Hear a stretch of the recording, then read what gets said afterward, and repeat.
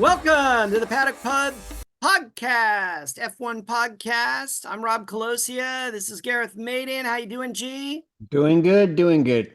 This is our second episode. Topic today is going to be liveries for the 2024 season. We're also going to delve into helmets as well. We're going to talk a lot about marketing and sponsorship and all kinds of that good stuff, which both of us have extensive history in. And as such, let's go ahead and jump on into the whiteboard right now and find out what they dropped for us with these 10 liveries this year. Take a quick look-see here. Opening up. And action. There we are. We're all still here again. Okay. So, first on the board here, the big board, what do we got? We've got none other than McLaren. First, I want to say one thing real quick. Did you notice last year, it seemed to be the year of black? Like all the liveries last year added like a streak of black to it. Like it's kind of like black's cool. NFL did that and they forced everybody to add like black pinstripe. Looked horrible. Anyway, what do you think? Yeah. So anyway, I've been underwhelmed. There is still a lot of black this year, but I did notice that the Martini livery is never going to be beaten, and I'm just underwhelmed by everything everybody tries to put on there, making them look like spaceships. Well, I think it's always tough when you have one team that doesn't have a sponsor, so they look like one of those like a 1980s rich guy, bottom of the pack IndyCar team, because they have like no sponsor. Or Hesketh, for that matter. Yeah. Well, we'll get there. All right, let's start with the first team on our top left there. That's McLaren wearing their papaya this year with black. And I noticed there's no blue highlights, whether that's like this outfit with the Gulf. There's none of that. And there's none of that like kind of royal blue they were throwing on there as well in years past. It looks like it's just straight papaya and black, which is kind of a throwback to, the original Bruce McLaren, in cars, F1 and Can-Am cars. What do you think about that one? Yeah, I mean, if your memory goes back that far, it's a nice look back. But, McLaren's always, to me, is designed to look like a box of Marlboro cigarettes, Yeah, it is interesting. I mean, that they don't, Marlboro can't advertise anymore anywhere. But let me tell you, greatest trick in the history of sports marketing was when they went to places where they couldn't advertise Marlboro, when they were in that kind of limbo period where some places would allow cigarette advertising, how they made the McLaren look like Marlboro. And 80% of people that saw McLaren didn't read McLaren, they read Marlboro, even in places where Marlboro was banned. Yeah, and they even did that with putting like black streaks in the place of the Marlboro, but you could still see how the Marlboro design and everything. They knew damn well it was the Marlboro man, the old cowboy guy. Yeah. Anyway. I'm okay with this. I'm glad they got rid of the blue. I didn't think the blue fit at all, like to anything. Like I didn't understand the blue. So I'm happy with the black, the orange. I think they show the sponsor of OKX pretty well. Google, I noticed, has increased their sponsorship this year with the back wing as well. So, and not just the wheels, which we'll talk about later today. We're going to talk about wheel covers. So I overall, I say I give them, solid 7 or 8. I mean, the real question you want to ask is, who are we making the livery appeal to? Are we appealing to the sponsors? Are we appealing to the hardcore fans? Or are we appealing to occasional fans who turn on and allow them to quickly and accurately, determine who the translation from probably from Drive to Survive, when they go look on the actual race, that they can remember who the cars are without, helmets blocking drivers' faces out of the way. So yeah, and I think that does a good job. McLaren using the papaya, that you're going to get brand recognition right away, no matter what for that. Mhm.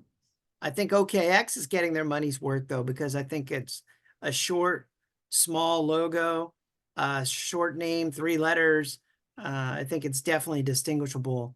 So I think overall, I give their whole thing a thumbs up. Okay, I'll buy that.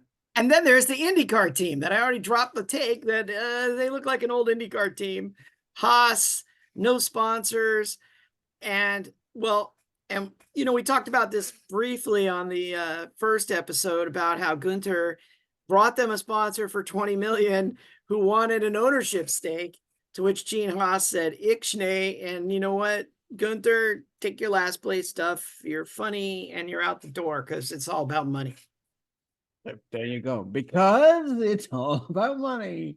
And it's funny because look, I don't hear anybody really talking about this, but just think of the disaster that they've had. This is like strike 3 for Gunter, because let's go back. Their last major sponsor disaster was none other than Mazespin and the Uralkali Russian oligarch sponsorship that turned into a complete nightmare. You even got a scene from Drive to Survive where he's talking to the German sponsors, and that's why he brought in Mick Schumacher to placate them. And he was doing all this. And then, of course, this whole Russian war just completely blew up the Uralkali, as well as the fact that Mazepin couldn't keep the car on the track. 2 major problems. Well, yeah. I mean, I think at the end of the day, it's when daddy's paying the bills, it's like you don't have to perform. And what does that lead to? Yeah, and then when the money dried out, adios. And Haas gets to advertise his own name. And then before that, let's not forget about Rich Energy. Absolutely. How to manage to get seasons with a sponsorship out of not paying anything for it. Tell a little more about Rich Energy. Well, do you want to tell the story? You can tell it. Okay. Well, basically, it was an energy company that came in with all these great ideas and dropping 51 million, I think was the number that they had for the sponsorship deal.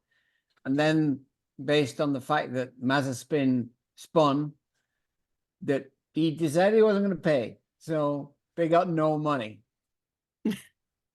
Is that a good? That's a fair assessment.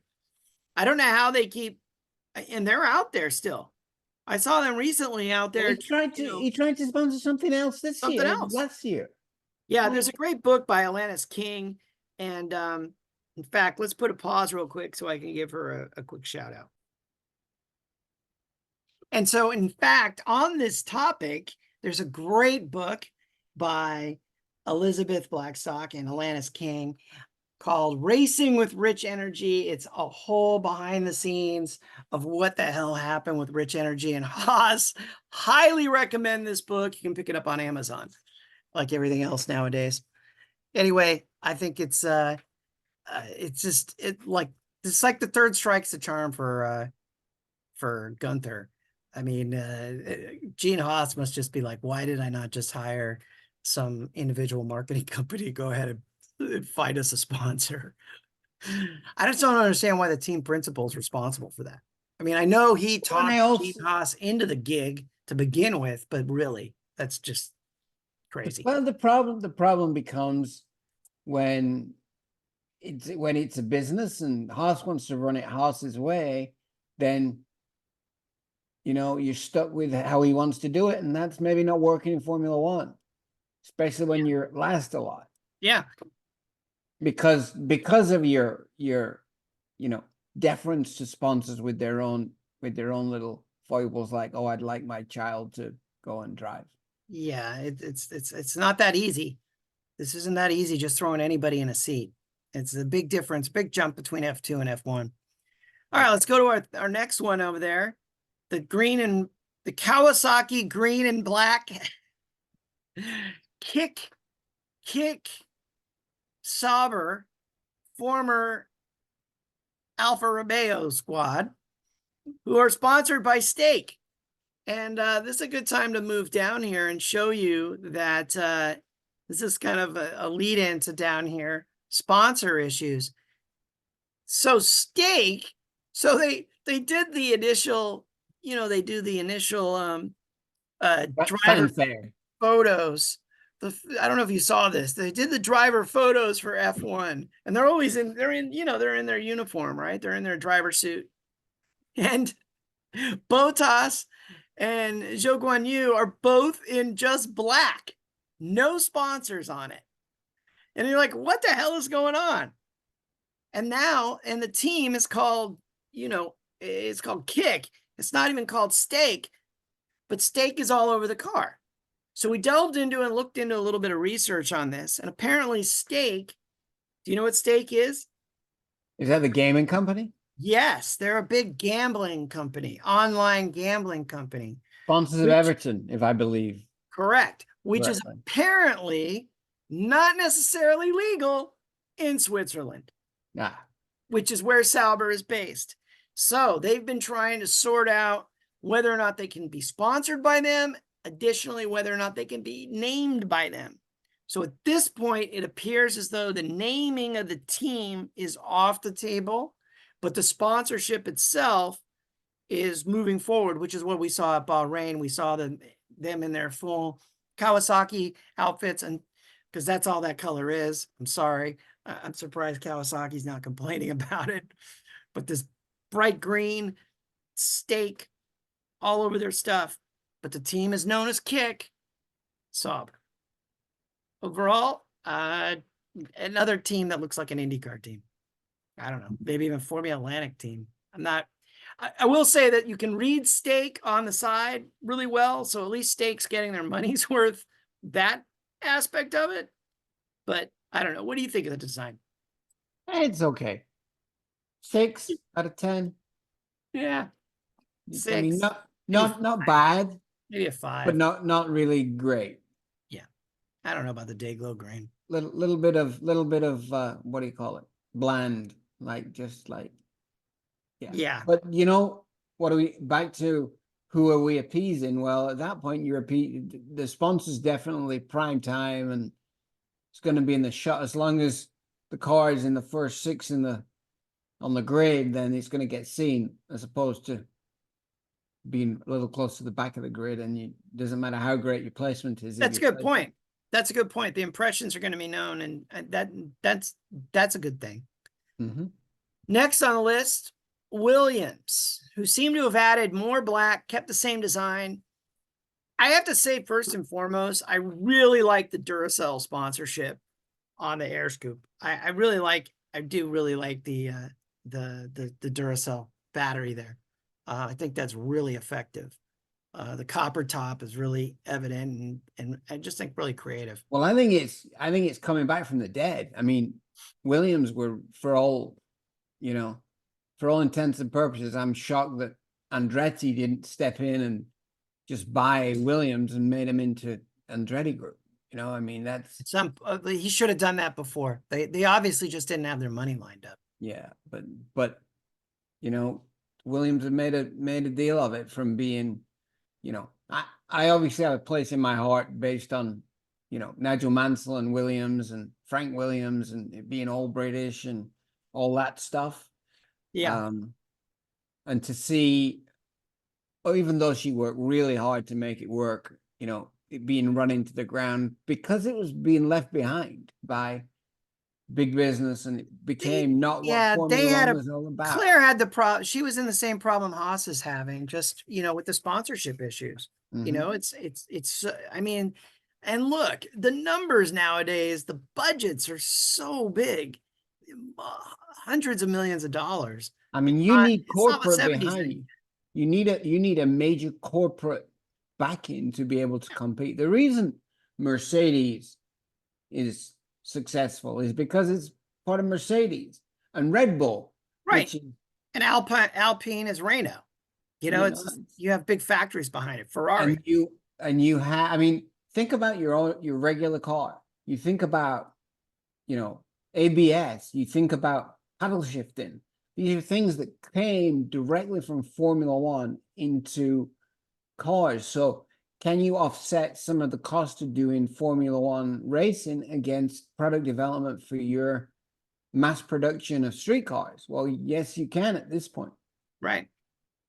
So Good point. You know, and it's funny because back to the budget thing, I always look back. One of my favorite drivers from the 60s was a guy named Bob Anderson. And in my 67 yearbook, you look in there, there's a bit about him. There's a picture of him literally with a wrench, doing his own wrenching in the paddock. mhm. And I just think about it. Here's this random American you never hear of who is there wrenching himself, and he's right on the track with all the greatest drivers ever: Clark, Stewart, Gurney, Graham Hill, all of them. And here's this Bob Anderson doing his own wrenching and running in the back of the field. It's just, I mean, it's a different world now. I mean, from a safety standpoint, that world was, I'm glad we're not there where, Most of them died. Go pick two people from the starting lineup from every race, and they're going to die this year in the competition, which is what it really was. I mean, 10% of everybody on the grid died. Yeah. All right, let's move on to our next one. The next one appears to be Alpine BWT, the water company, keeping more or less their same design of that wonderful metallic blue Alpine mixed with the pink from the water company, which used to sponsor Racing Point. And so the combination, and they run different combinations throughout the year. Sometimes they'll be running some all blue. They'll start out a number of races where they're doing half and half with the blue and the pink. Well, the paint looks great. Just a shame it doesn't make the car any faster. Yeah, the blue looks great. We'll talk about this. We'll talk about that when we get to the preseason, the preseason testing and the preseason forecast in our next episode. But modeling. We won't talk about Failure that of Alpine. In general, I think the car is beautiful. I really do. I always like that. I love the blue. Just the pink highlights that blue. A little 5 miles an hour slower than everybody else. Yeah, well, there's that. So you can see more of the car when it comes past. And BWT, if you actually had to go to race speed, you wouldn't be able to see. Yeah, right. It makes it's better for the sponsors. BWT is definitely getting red when it's 5 miles an hour slower. So, all right, the next team is probably the worst name in the history of F1. This is the Cash App Visa RB team. So let me talk about something we've talked about before. 3 things. Are we marketing for the sponsors? Are we marketing for the hardcore fan? Or are we marketing for the occasional fan? And this is definitely a category 1. It's funny. Selling sponsorships, that was one of the big selling points that I always brought up, was how, look, this is about one of the big things that a team can offer is hospitality for the sponsors. So the sponsors can bring in their clientele and reward their employees by coming to races and getting a full hospitality thing. And I think that's really clear here. The Cash App Visa is going to be utilizing that a lot. And I think their marketing guy and their PR guy are going to have to do a lot of hand-holding and explaining the sport every single race to people that, Visa and Cash App are going to be sending. So 100%. There's a funny story about a guy who was a ski jumper in the 70s from the UK. We have a great history of ski jumpers, and like the only one was Eddie the Edwards. Well, you guys don't have any mountains, so. But before that, there was a guy called Nicholas Smirnoff, and he actually was paid by the alcohol company to change his name because the Olympics wouldn't allow sponsorship. But he got by actually changing his name by deed poll to get paid enough money to show up at the event. So, oh, that's genius. I love that. I love that. What a that was always a great story they told in sports marketing class in college. That it's like if there's enough money, you'll find a way to get their name in there somewhere, and it's the same thing, You know, the other thing that we should bring up right now is that the last word on the name is RB for Red Bull because it's their reserve team. Mhm. Now, this is insane that they will allow Red Bull to have two teams, but not let Andretti come in. I mean, come on, Because this is it's like one step away from World Wrestling Federation. because it's All it's about the all about money. the money. Yeah, And they 100%. they not only can they bring money to the table, they also don't want somebody coming to eat the crumbs from theirs. Now let's talk about this paint design. This team went from last year, AlphaTauri behind me right there, being what I think is by far the most beautiful car on the track the last 2 seasons. And now it's exactly what you would expect from a Cash App Visa RB team. What the hell is this? It's the vice president of Cash App, Google, whatever it is, Visa, um, allowing his 9-year-old son to be the designer of the livery, much like Mazepin had his dad let him drive the car, so that the Yeah. son's desire was to be a designer and managed because his dad dropped I mean, I don't know if 8 you can, this is a zeros on bad him. angle, but you can see they put white on the front instead of where everybody else is putting black. So I commend them for not using black You're like gonna see the all other the bugs the other splattered on teams. the front of the car. And I noticed that this purplish blue actually reminds me of the old Toro Rosso when Scott Speed, American Scott Speed was there, you know, in the early years of Toro Rosso when Red Bull first bought them from my former employer, Minardi. So it is interesting that they went back to that kind of purple. So I almost feel like it's a throwback, like they were going, hey, look, you know, let's go back to the Toro Rosso. I just don't, it doesn't work for me. It's very IndyCar. And that's hardcore fans. You know, you market to hardcore fans because they're the only ones that can remember Toro Rosso and Yeah, they're the only livery. ones that remember 20 years ago. All right, so now let's move on to the next one. Da da da da. Aston Martin. You should never go wrong with an Aston Martin livery because it's sacrilege if you do. I have to say it's beautiful still. It's Yeah, been beautiful I since they agree. started. And I think it's to be honest, well, we'll talk about which one's my favorite, but it's definitely up there. I think it's beautiful. It's not exactly British Racing Green. It's like a metallic British Racing Green. But it's close enough. It's close enough. I'm It's sure they didn't definitely not apply the Kawasaki butter paint green, they needed to paint you it know, up. but it's good enough. You get the point. It's beautiful. It's classy. I just thumbs up all the way around. Then there's talk about classy Ferrari. Well, they don't design a new one ever, do they really? No, Really? last year. Oh yeah, last year had that weird split. Remember where they had like the Yeah, that's throwback true. maroon for half of the last quarter of the car, and Yeah. and and Stick to just red. Stick to an then they old did the red car. white. Remember they added the white for Vegas special limited edition, which is all kind of crazy too. This year they added a little hints of yellow to it. Um, it's Everything should be, you should never be more than hints, though. it's it's it's beautiful. I mean, it's still nice. That it's still Ferrari red. And back It's to matted. You know, something else I should point out though is that the red is matted. It's a yeah, matte red. It's not a not a gloss. glossy red like Right. it in years past. But it's still Ferrari. You can't get away from red. Yeah. Yeah. Uh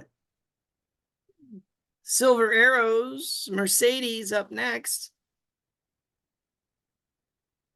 What do you think about Mercedes this year? Black, a little bit more silver on it. And they've, you know, they're staying to a theme Yeah, they added over the the silver last, back. over the Instead of going last, all silver, now it's a mix. yeah. It's still And classy. I it's had they've nothing done a bad to good say about job, it. and they stay to a theme, and it's very Mercedes. Being a Mercedes driver myself, you know, you want we have a black Mercedes because that's what it looks. That's what looks good, you know. Yeah, it's classy. I give Toto credit that those guys did a good job there. Mm-hmm. Last but not least, Red Bull with a big yellow nose. Exactly the same car. Santa Claus. Nothing's changed. Big yellow nose, big bag of sweets. And We can't they're tell those jokes on here, mate. I don't know, man. It's like, come on, change something. And so that leads us into the next point on the whiteboard. They changed the side pods. They said, fuck the livery. We're not going to change the livery, but we're going to change the side pods. How about that? I don't know. Yeah. I don't know. Everybody's losing their mind over the side pods and changes that they made, and that's an issue for another tech thing, and we'll talk about that later But on. question number one is, I mean, we're only a week into this thing, but you know, how are we doing it with the car finishing in first place? You know, Yeah, I mean change that's what you the bigger like, do question. what you like, but you keep winning races, then you're always right. Yeah, Just I make mean, sure.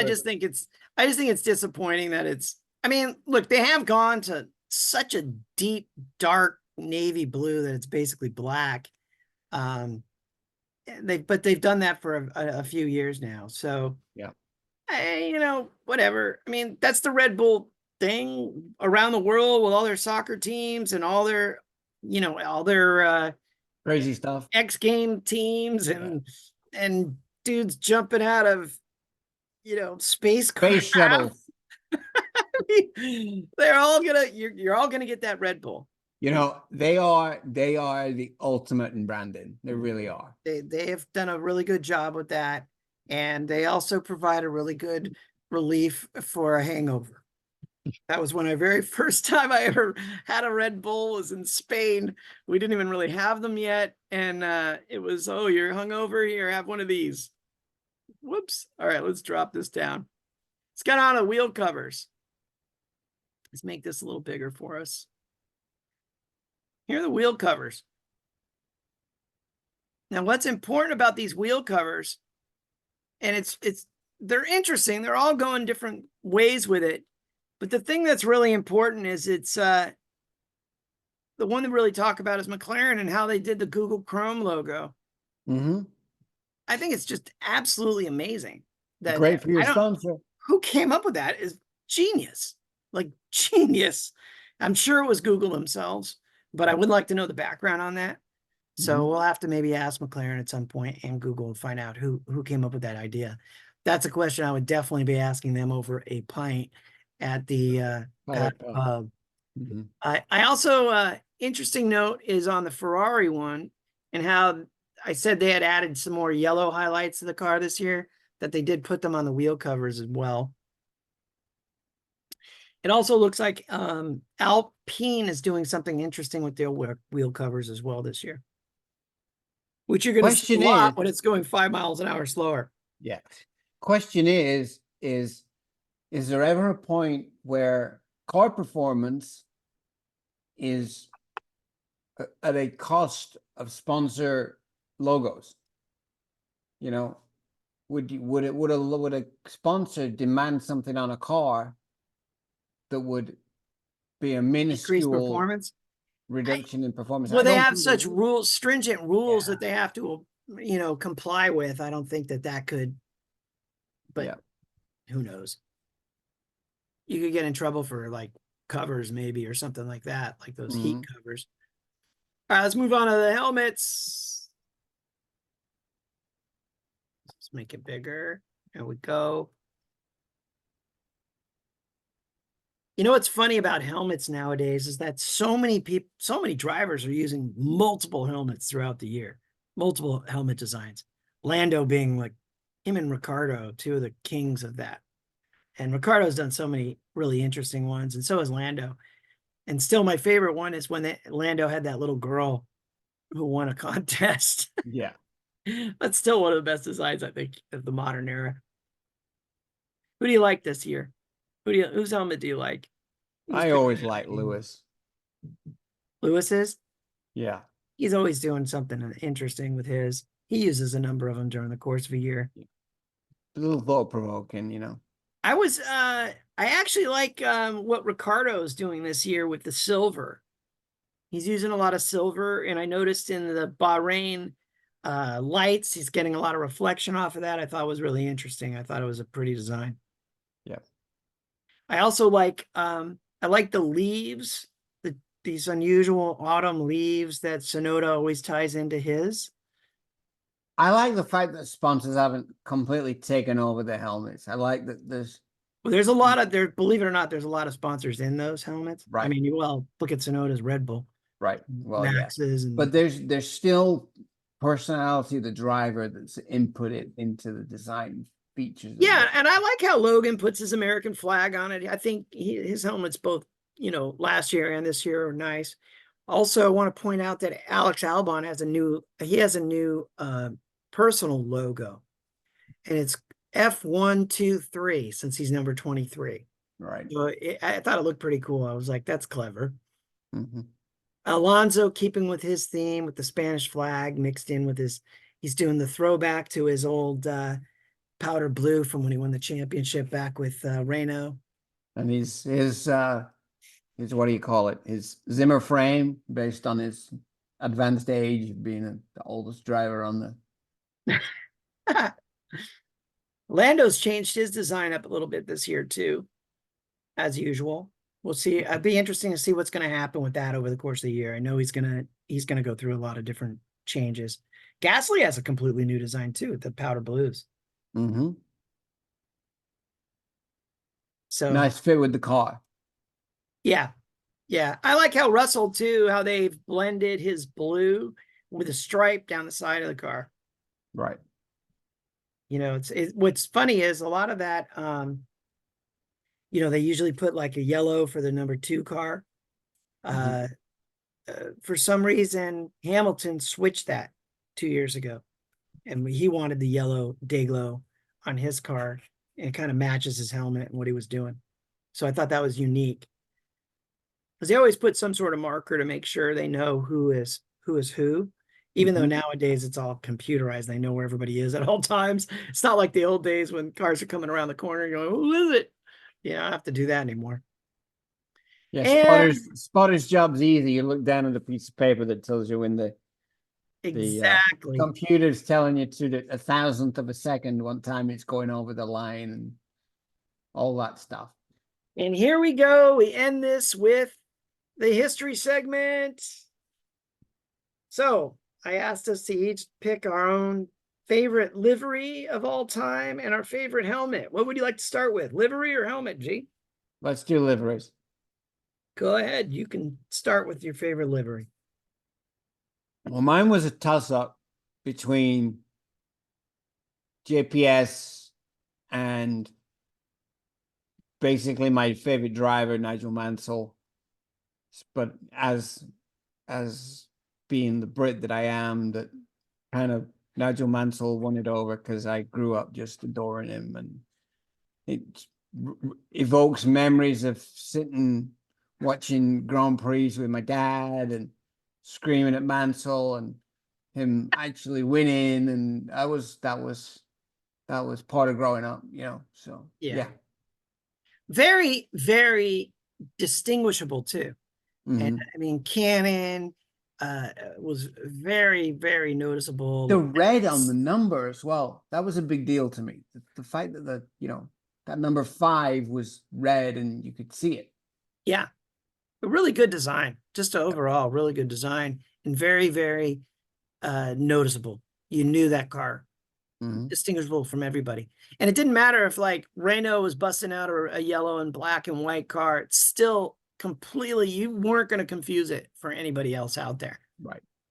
And I Right. mean, the camel, like I said, camel and Cannon and Labatt's were all very recognizable. Right.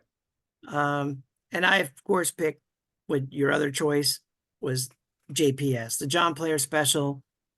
For me, there's nothing like it. It was such just a era of classiness to it. From the Is that minute why they brought it everybody's in. trying to do black now to go back and go, I want to be classy like JPS was? Well, and we might be seeing Haas do it again. Haas did it before with Rich Energy, where they went with the black with the gold trim. They didn't drop that, but I have a feeling they might be pulling that out this year a couple times. We'll see. We're going to see what, when you don't have a sponsor, you can pretty much do anything you want. Yeah, sure. You Uh, can actually have that's a good. real driver. Yeah. And let's see. So then we have helmets.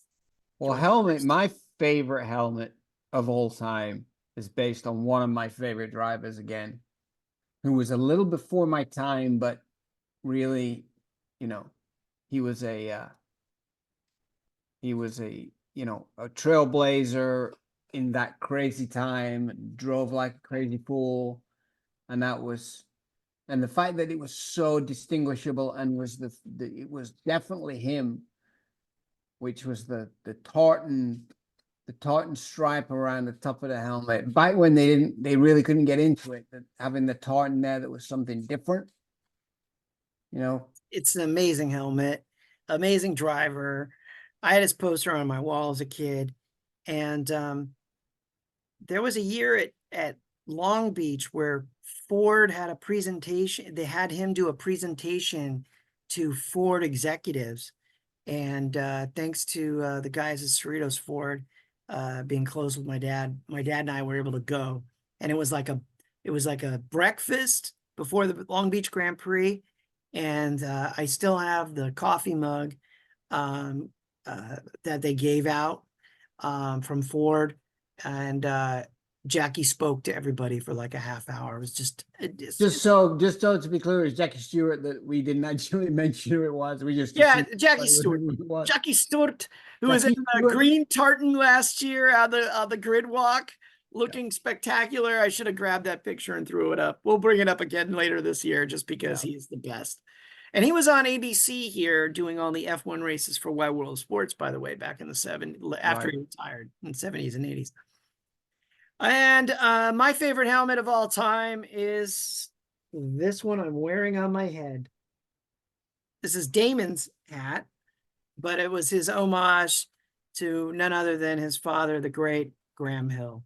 Far and away my favorite design, so distinguishable, and my favorite driver of all time. Nobody had the class of him. And I love the scene in the driver meeting scene in the movie Grand Prix is one that any racing fan, especially all the newbies, need to go watch Grand Prix and watch this scene because it's all the actual 1967 drivers in the scene.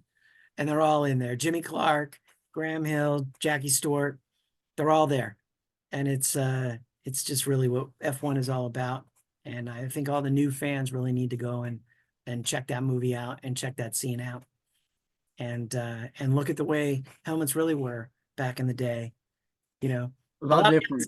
How about like Ken Miles? I have to bring that up real quick. Ford versus Ferrari. Ken Miles helmet.